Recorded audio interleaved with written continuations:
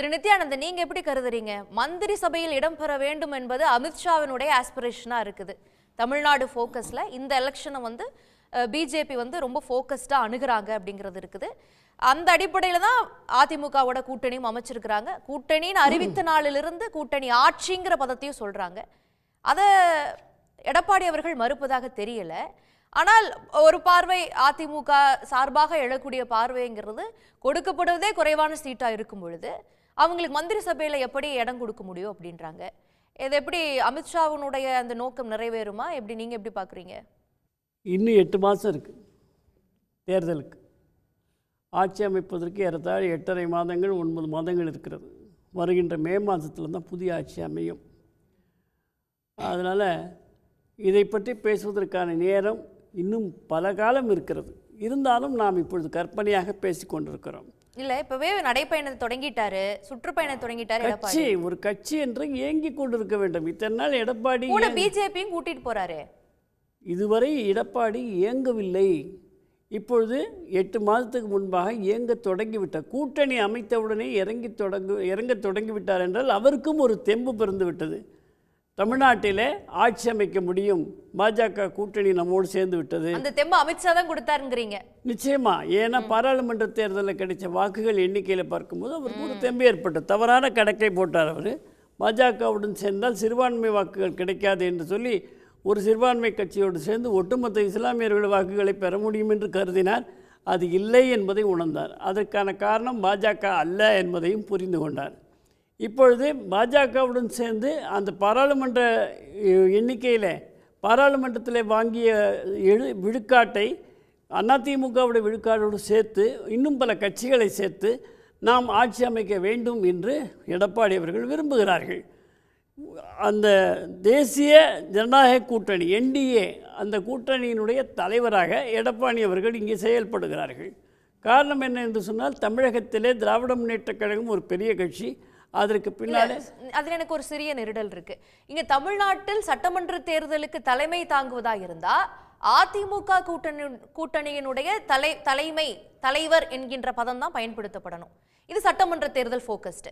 ஆனா என்டிஏ கூட்டணியில அதிமுக வந்து தலைமை வகிக்கும் அப்படிங்கும் பொழுதே அங்க அதிமுக அண்டர்மைன் பண்ணப்படுகிறது, அதனுடைய இடம் குறைத்து மதிப்பிடப்படுகிறது அப்படிங்கிறது வருள்ள தொண்டர்கள். என்டிஏல அதிமுக இருக்கிறதா இல்லையா? அதிமுகவில் என்டிஏ பிஜேபி இருக்கு. வாங்க, பிஜேபி இருக்கு. தமிழ்நாட்டில் மட்டும் இல்லை, என்டிஏ இந்தியா முழுக்க இருக்கு. அதிமுகவுக்குள்ள என்டிஏவா, என்டிஏக்குள்ள அதிமுகவான்னு நீங்களே முடிவு பண்ணிக்கோங்க. என்டிஏவுக்குள்ள அதிமுக இருக்கலாம். ஆனால் எடப்பாடி பழனிசாமி அதிமுக தான் சட்டமன்ற தேர்தலுக்கு ஃபோக்கஸ்டா இருக்க முடியும். எடப்பாடி பழனிசாமி தமிழக தேர்தலை சந்திக்கிறார். அமித்ஷா இந்தியா முழுவதும் நடக்கின்ற தேர்தலை சந்தித்துக் கொண்டிருக்கிறார். இந்திய அரசியலை செய்து கொண்டிருக்கிறார். தமிழ்நாட்டு அரசியலுக்கு தமிழ்நாடு ஃபோக்கஸா தானே பேச முடியும். இன்றைக்கு உங்களுக்கு அப்படி இருக்கலாம், நாளை என்ன என்று சொல்ல முடியாது. அப்பாஸ் கூட அவர் சொல்லும் போது சொன்னார், 4 சீட்டை அண்ணா திராவிட முன்னேற்ற கழக தோள்களில் உட்கார்ந்து தானே பெற்றார்கள், ராஜினாமா செய்து விட்டு பார்க்கட்டுமே என்று சொன்னார்கள். நான் கேட்கிறேன், வரலாறு சொல்லுகிறது பெரும்பான்மை இடங்கள் இல்லாமலேயே திராவிட முன்னேற்ற கழகம் ஆட்சி புரிந்திருக்கிறது. ஆட்சியிலே பங்கு கொடுக்கவில்லை சின்ன கட்சிகளுக்கு. அவர்களெல்லாம் அவர்களுடைய தோளிலே ஏறி தானே திமுக வெற்றி பெற்றது, அவர்களுக்கு கொடுக்கவில்லை. அதுபோல் இந்த ஒரு 4 உறுப்பினர்கள் இருக்கிறார்கள், 5 உறுப்பினர்கள் இருக்கிறார், அது இந்த பெரிய கட்சியினால் தான் கிடைத்தது என்று சொன்னால் பெரிய கட்சிக்கு இவைகளெல்லாம் ஏன் அவசியப்பட்டது? இந்த உதவி சிறு திரும்பும் பல்குத்த உதவும் என்று நினைத்து இவற்றின் தோள் மீது தான் பெரிய கட்சி வெற்றி பெற முடிஞ்சிருக்கு, உயரமாக இருந்தாலும் கூட. அப்படியே எடுத்துக்கொள்ளக்கூடாது. அப்போ அத்தனை பேர் ராஜினாமா பண்ணுறாங்களா? திமுகவில் உள்ளவங்களாம் ராஜினாமா பண்ணுவாங்களா? அண்ணா திமுகவில் உள்ளவங்களாம் ராஜினாமா பண்ணுவாங்களா? எல்லா கூட்டணியிலும் தானே வெற்றி பெற்றிருக்காங்க. அதனால் அந்த மாதிரியான கேள்வியெல்லாம் வந்து ஒரு நியாயமான கேள்வி கிடையாது. அவர்களுடைய ஒரு ஆசைக்காக அப்படி கேட்கலாம். அதனால் 4 எம்எல்ஏ ஒரு விஷயம் இல்லை. ரெண்டாவது, அதிமுக என்டிஏவுடைய கூட்டணி கட்சி தலைவர் யார்? எடப்பாடி. பேரே சொல்லியிருக்கார், எடப்பாடி தான் என்டிஏ கூட்டணி கட்சியுடைய. ஒரு சில சமயங்கள்ல அதிமுகவை சார்ந்த ஒருவர் முதலமைச்சராக வருவார். ஒரு சில சமயம் இல்லை, எப்பவுமே சொல்லிட்டு இருக்காரு. இப்போ எடப்பாடின்னு சொல்றது கிடையாது, சொல்லல. சொல்றது கிடையாது. அங்கதான் கேள்வி வருது. அந்த கேள்வி யார் அதை டிசைட் பண்ண? அமித்ஷா யாரு? அப்ப அதுக்குள்ள ஒரு கேம் இருக்கா? வேற யாராவது ஒரு கேமும் இல்ல. அதிமுகவுக்குள்ளே 2-3 பிரிவா பிரிச்சு வச்சிருக்காங்களா? விட்ட வெளிச்சமாக ஜனநாயகம் என்றால் என்ன என்று தமிழ்நாட்டில் புரிந்து கொள்ள வேண்டும். அரசியல் கட்சிகள் ஜனநாயகத்தை கடைபிடிப்பதும் கிடையாது, மக்களுக்கு புரிய வைப்பதும் கிடையாது. அமித்ஷா மிக தெளிவாக புரிய வைத்திருக்கார். எப்படி என்று சொன்னால், அதிமுக அதிக இடங்களை பெறுகின்ற பொழுது, எடப்பாடி அவர்கள் இப்போ சொன்னார் இல்லையா, அதிமுக தனிப்பெரும்பான்மை பெற்றால் கட்சி ஆட்சி அதிமுக தான் அமைக்கும் என்று.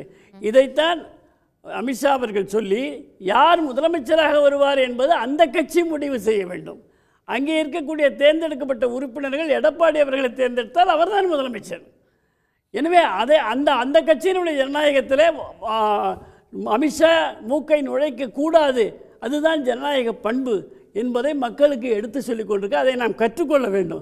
தமிழகத்தில் அதற்கான பழக்கமும் கிடையாது, அது என்ன என்று அறியவும் அறியாது. அரசியல் கட்சி தலைவர்களுக்கும் தெரியல, மக்களுக்கு புரிய வைக்கவும் தயாராக இல்லை. அதுதான் அந்த ஜனநாயக உணர்வோடு அமித்ஷா அவர்களும் யோசிச்சிருந்திருக்கணும். இதை அறிவிக்கிறதெல்லாம் எடப்பாடி தான் சொல்லணும், நம்ம சொல்லக்கூடாதுங்கிறத அவரும் நினைச்சிருந்திருக்கணும். அது நினைக்கலைங்கிறத இன்னைக்கு கேள்விக்குள்ளாயிருக்கு. உடனுக்குடன் செய்திகளை தெரிந்து கொள்ள சன் நியூஸ் பெல் ஐகானை கிளிக் பண்ணுங்க.